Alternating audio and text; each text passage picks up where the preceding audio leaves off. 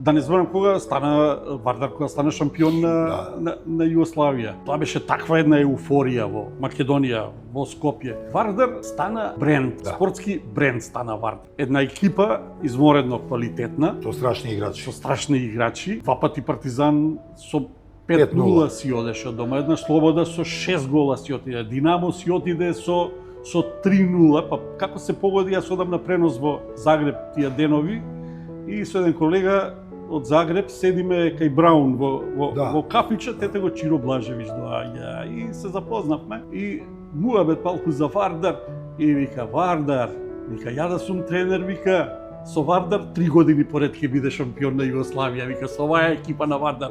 Тоа Чиро Блажевич го. Вика ја да сум тренер, вика на овој Вардар 3 години поред ќе бидеме шампиони. Не, имаше големо мислење, ама види, ги победувавме често.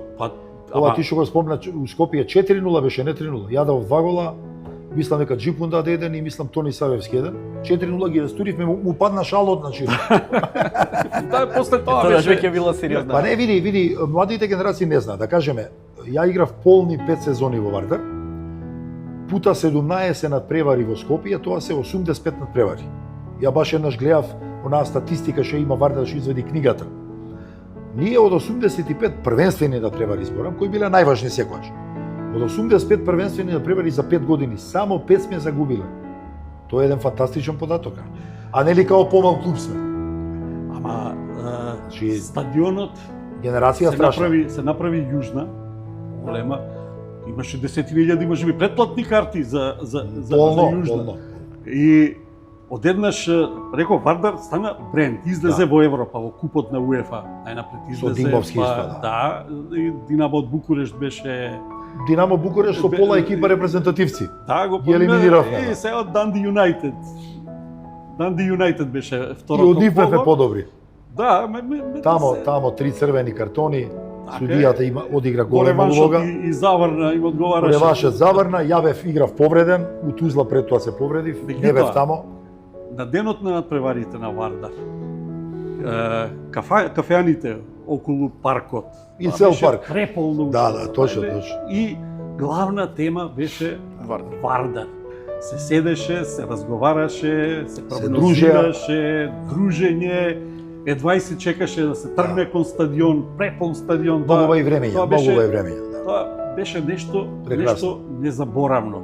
А поготово кога стана шампион на Југославија. Да, точно.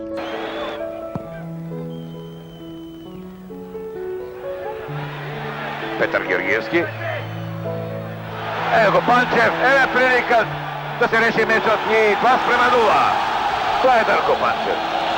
Тоа е непроценливото богатство на Вардар. Ој Вардаре, македонски, ти ја красиш Македонија.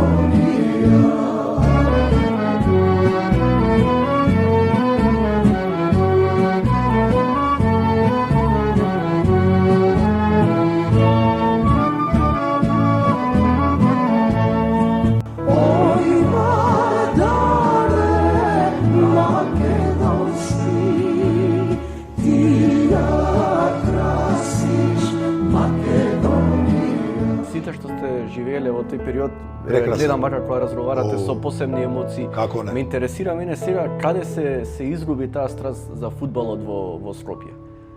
После толку години.